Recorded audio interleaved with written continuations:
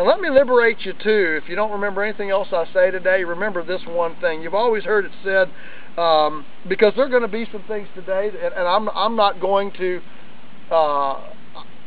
be afraid to say if I were doing this, I would do it a little bit differently, just for my own integrity. But most of what you're going to be seeing is right on the money, right on the money. And a lot of what maybe I would disagree with is just haven't been time to get up to snuff. And that's why I want to leave you with this, or mention this right off the top. You've heard it said, if it's worth doing, it's worth doing right. You know what? That is the most terrible statement ever. I want to liberate everybody today from the enslavement and the stigma of that statement. You know what? If it's worth doing, it's worth doing poorly. Whoever does anything right the first time. You know, your toddler tries to walk, and he's falling up, bruising his head and all this. Come on, dummy, if you can't walk right, you don't even try. Who says that? Nobody. Child's starting to learn how to form little letters. Well, if you can't make them any less squiggly than that, then throw the pencil away and you can't be a writer. We would never say that. We applaud these pedantic efforts at starting something, okay? And so I want to right now, henceforth and forevermore, free you from the stigma and the burden of if it's worth doing, it's worth doing right. If it's worth doing poorly first. Because if you don't do it poorly first, you'll never get skilled in doing it. All crafts, all skill, all ability starts from toddler, from poor, from doing it poorly first. And so throughout the day, there's good grief. We're getting back to the pigs. In the last month, the pigs have uncovered lime spreaders and axles and old trailer things.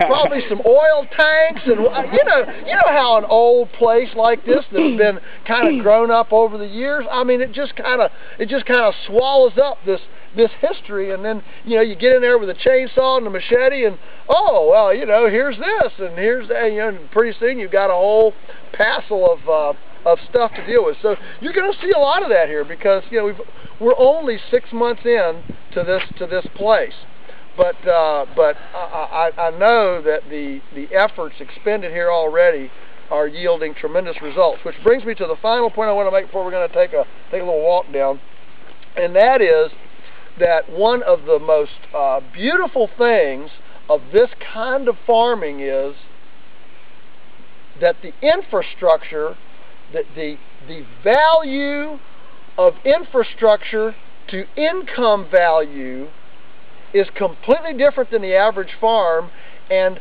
90% of the infrastructure is portable.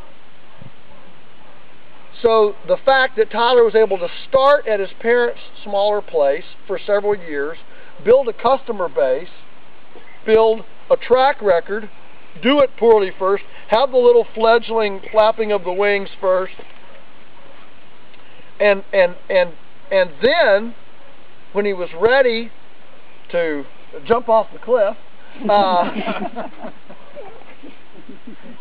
that was behind him, and he could bring the nest with him.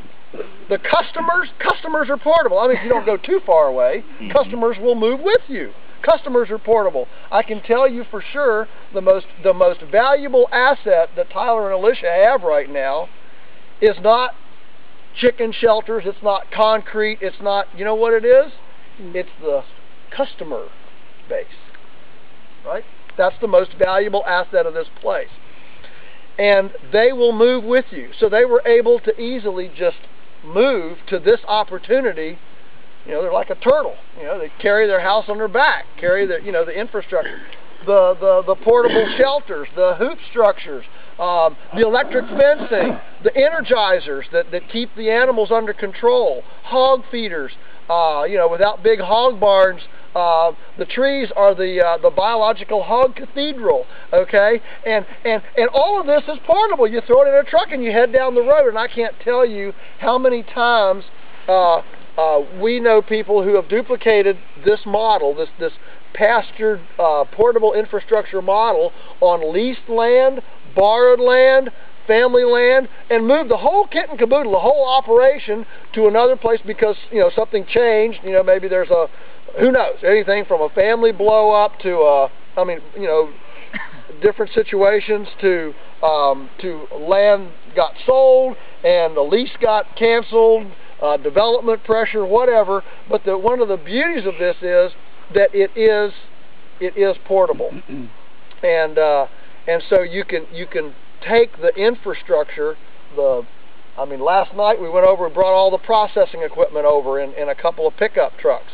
You know, so to be able to move from place to place gives a real flexibility and opportunity that the average farm, which has a $4 worth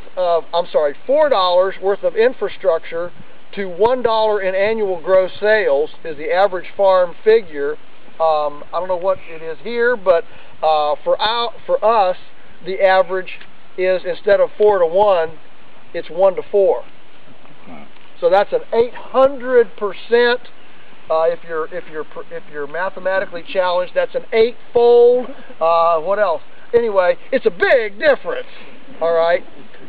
When you compare gross sales to that depreciable the buildings and equipment necessary to do that. Okay. Any questions at this point on some of that pre-ramble, some of those thoughts? And we're going to head on down over the hill. Anything at all? Feel free to ask questions. This is a very freewheeling thing.